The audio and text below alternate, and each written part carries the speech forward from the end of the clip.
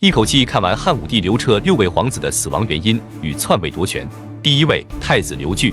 众所周知，汉武帝刘彻15岁时就登基为帝，然而直到他29岁时，卫子夫才为汉武帝生下了他人生当中第1个儿子。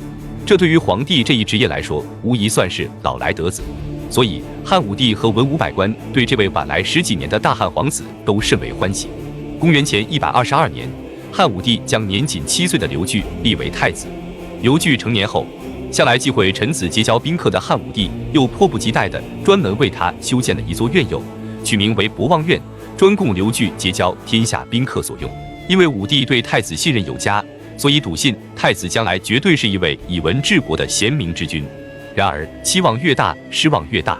直到公元前91年，此时的汉武帝已然65岁，且身心交病。刘据的表兄弟公孙敬生巫蛊之事爆发，汉武帝大怒，公孙父子皆因此暗惨死。然而这场灾祸并没因为公孙父子的伏法而结束，同年汉武帝的2个女儿皆因巫蛊之罪被处死。不久后，汉武帝病倒于甘泉宫，而刘据因为遭大臣江充陷害，也被卷入了巫蛊之祸。但此时的汉武帝还在甘泉宫养病，所以刘据一时间根本无法面见汉武帝，以证明自己的清白。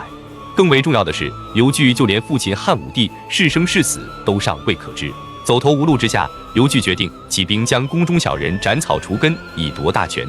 然而，刘据率领的1万杂牌军很快便败给了汉朝的精锐，刘据只能逃出城外。只不过那时的交通工具太差，根本跑不远。要是在现代，直接换辆新车，分分钟上高速。话说大家买了新车后，旧的都是怎么处理的？像我那台开了2年的大众迈腾，放到瓜子二手车上，还能卖13.5万。瓜子是全国买家竞价，车放到平台后就有20多个买家出价，没多久就卖出去了。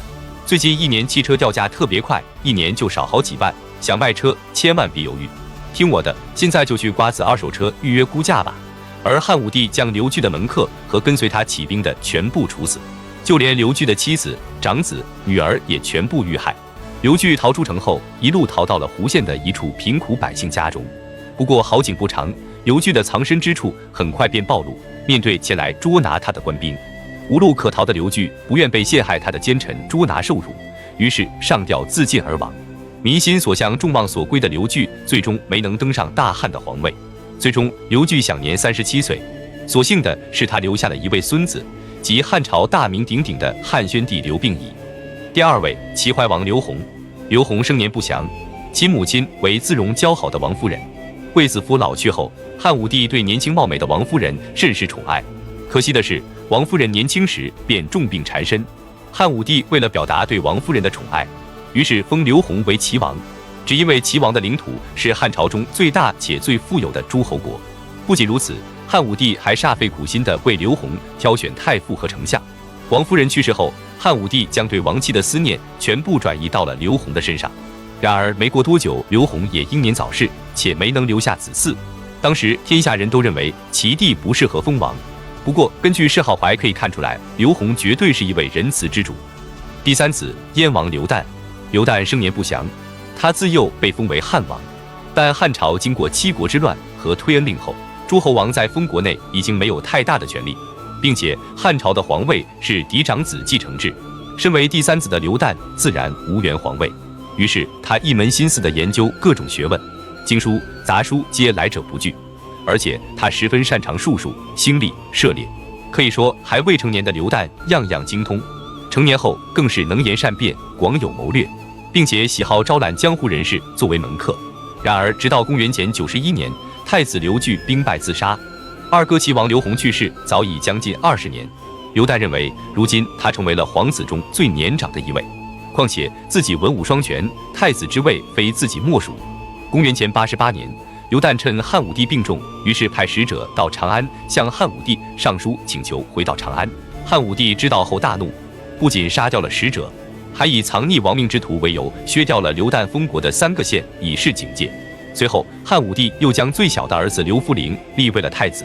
1年后，汉武帝驾崩，年仅7岁的刘弗陵继位。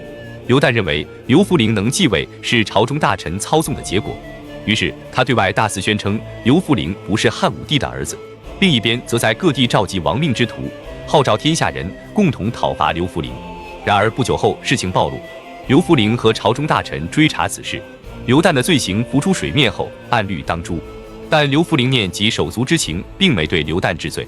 本以为刘旦历经此事后会幡然醒悟，然而皇位对他的诱惑来说实在太大，因此刘旦继续和朝中大臣勾结，意图篡位。经过多人的未雨绸缪后，他们认为这次定能成功。怎料没过多久，事情又败露，刘旦的朝中同党相继被杀。汉昭帝刘弗陵给刘旦下书说：“你我本同族，然而你却危害社稷，企图篡位，你有何脸面见列祖列宗？”刘旦看完后上吊自尽，随后他的王后、夫人连同在内的20多名家眷相继自尽。第四子广陵厉王刘胥，刘胥生年不详，自幼被封为广陵王。据记载，刘胥身材高大，力能扛鼎，经常空手和熊、野猪等猛兽搏斗。然而，就是这么一位体魄壮健的青年壮汉，却十分相信鬼神。汉武帝驾崩后，汉昭帝刘弗陵继位。刘胥见刘弗陵年少无子，便开始觊觎皇位。他请来女巫李女胥诅咒刘弗陵，而李女胥也答应刘胥一定要让他当上皇帝。果然不久后，年仅21岁的刘弗陵便英年早崩。刘胥误认为此乃李女胥的功劳，于是对他大加赏赐。然而事情并未按照刘胥的预料发展。刘弗陵驾崩后，大名鼎鼎的刘贺继承了皇位，于是不甘心的刘胥转而让女巫开始诅咒刘贺。正巧刘贺在位仅27天便被废除。刘胥认为眼前的这位女巫实在是神通广大，所以刘胥越来越信任李女胥。然而刘贺被废后，刘据的孙子刘病已继承了皇位，是为汉宣帝。随即刘胥和女巫又转移目标，开始诅咒刘病已。但不久后刘病已立了太子，刘胥知道后认为自己始终和皇位无缘，于是便下令停止了对刘病已的诅咒。然而不久后，刘胥因为儿子杀了人，又开始了对刘病已的诅咒。就这样，身强力壮的刘胥在诅不诅咒的矛盾中反复横跳。公元前54年，刘胥诅咒之事泄露，刘胥十分害怕，于是便毒杀了女巫，连同王宫内知道详情的20多人。